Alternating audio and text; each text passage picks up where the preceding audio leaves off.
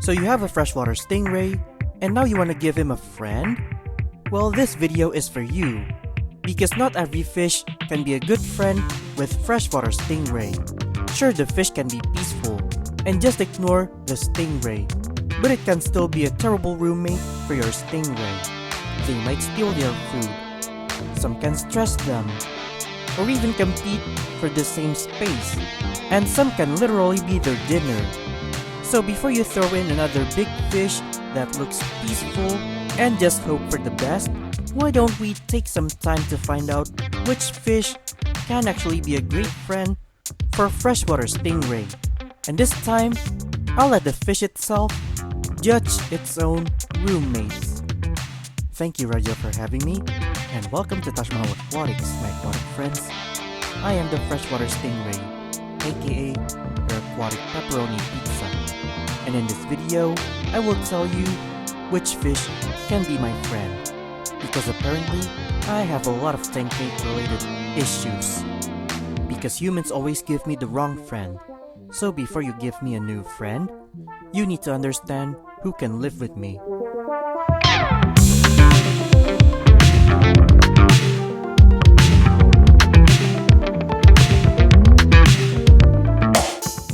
Here's the thing, if you want to give me some friends, don't just choose based on the compatibility alone. And I have 4 simple rules which my roommates have to follow. Rule number 1, don't fit in my mouth. I am a predatory fish, don't be smaller than my mouth. And if you do, you are my snack. Adios. Rule number 2, don't be overly aggressive. I hate starting a fight with my roommates, and I would rather sleep in the sand instead of starting a fight. And if you like chasing, nipping, or just being a jerk, don't be my friend. Rule number 3, don't compete for my floor space. I live down here, and this is my place. And if my roommate spend most of their time in the same spot, we're gonna cross each other's path constantly. Which, to be fair, it's not really a problem. Unless the aquarium is cramped, one of us gonna have a beef. And finally, don't compete for food. I eat down here. And if my roommate is also a bottom dweller, there's gonna be a food war here. And I don't like sharing food when I'm hungry. And those are the rules my roommates have to follow. And now let's see who's the qualified one to be my roommate.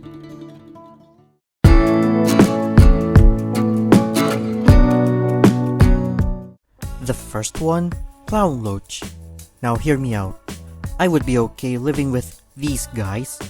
They are peaceful and can easily get along with larger community fish. One problem though, they also live on the floor. And now you have 2 different fish that live in the same place. And these guys don't swim alone. They bring their whole squad. And now I have a squad of loaches running around my home. Plus they would potentially steal my food. Will I get some food and privacy here? They can technically work, but you'll need a large tank footprint and plenty of open space area. And also during feeding time, please feed us in the separate area. Can I live with them? Yeah, but it's a bit complicated. But if you don't want the hassle, I have a few more.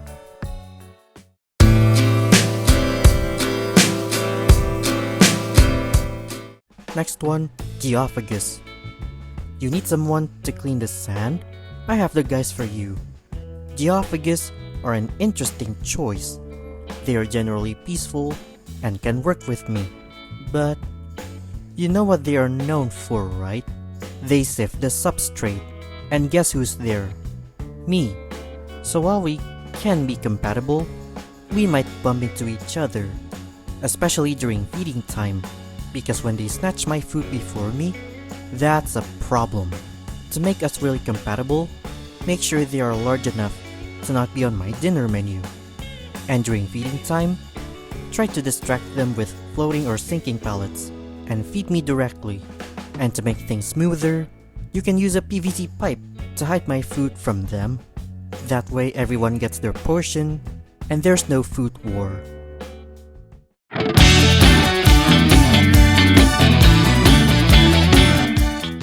Want to make your home aquarium feels more like those oceanarium where you can see sharks and race together? Get this fish, Bala shark. The fish that most of you get if you want to fool yourself to get a shark just to find out they are carps. But to be real, they're pretty good roommates. They're peaceful, active, and mostly stay in the open mid-water, which means they will not invade the floor space, which is where I stay. One problem though, they need massive space, like really massive. So if your aquarium isn't big enough, get away from this fish. Because peaceful doesn't mean small. But if you have the space, go ahead. I wouldn't mind living with them.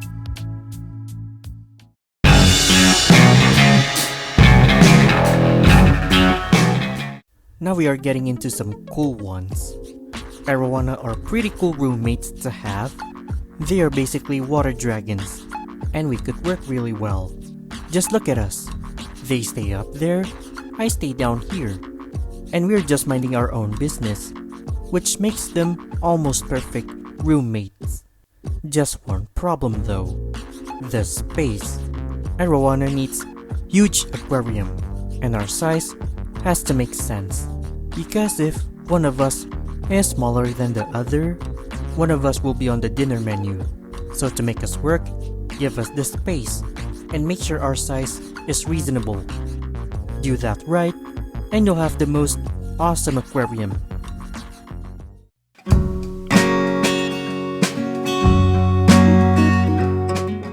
Are you too broke for arowana? Get a beach here. Well, maybe that's not how fish keeping works, but beach here are an interesting fish to have. They can be a promising tank mates for me. Just one problem though, they are predatory fish too, and we are both bottom-oriented fish, so we can cross each other's path. And if the beach here is smaller than my mouth, they are my Indomie. So to make us work, make sure they are bigger than my mouth, so they don't get eaten. And keep in mind, just because we look ancient, it doesn't say we are automatically best friends.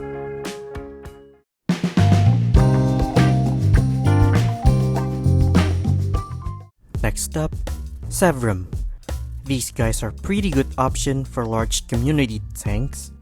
They are also among the more peaceful cichlids, but still, they are cichlid, which means they have some attitude problems, and individual temperaments really matters.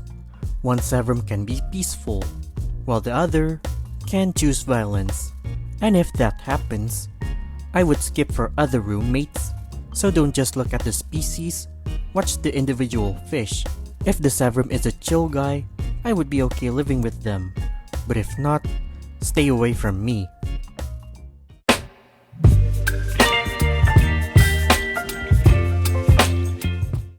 Tinfoil barbs are the classic choice for big community tank and large predatory fish tank mates. Can they live with me? Sure they can, but they are quite fast. Like really fast that he thinks he drives from McLaren. Plus they are big, active, schooling fish, so you would need a massive aquarium with plenty of swimming space for them, while also leaving plenty of floor space for me. Don't make our home feels like Jakarta Highway after hours. Give them the room to swim, give me the room to roam, and we are good to go.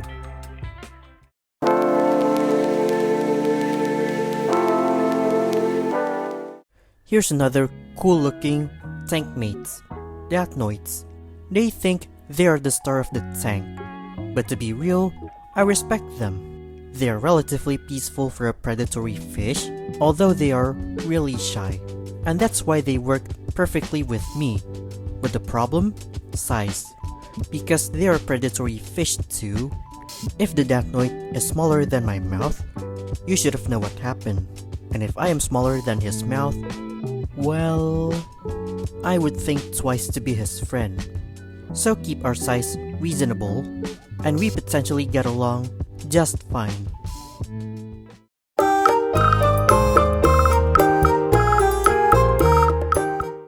This is what I call great roommates. Flagtails are probably one of the best roommates I could have asked for. Why?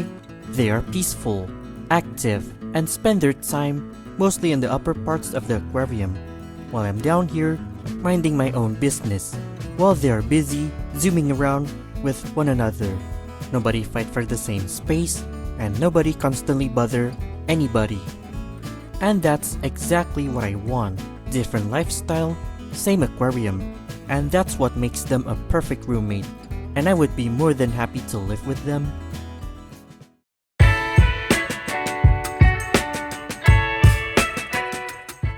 And for the last one, these guys might look like piranhas, but good news, they are far from controversy. Silver Dollar are really great roommates you can try with me. They are peaceful, and usually stay in the middle of the aquarium, while I'm down here minding my own business. And the best part, you can have a fish that looks like piranha without any bloodshed. They are mostly herbivores, so they don't see me as a ribeye steak. And honestly, they are the perfect roommates, and I would be more than happy to live with them.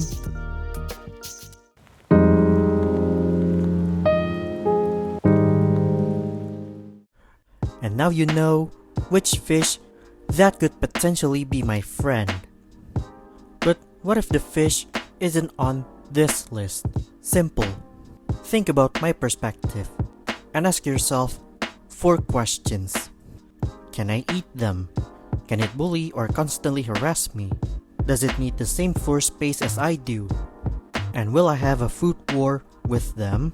And if you can ask one more thing, can your aquarium actually fit us as adult fish? A fish can be compatible on the paper, but your aquarium doesn't automatically fit for them. If the answer of those 4 questions are good, then you might have a potentially good friend for me. But if the fish fails on one of those rules, maybe it's best to not keep us together.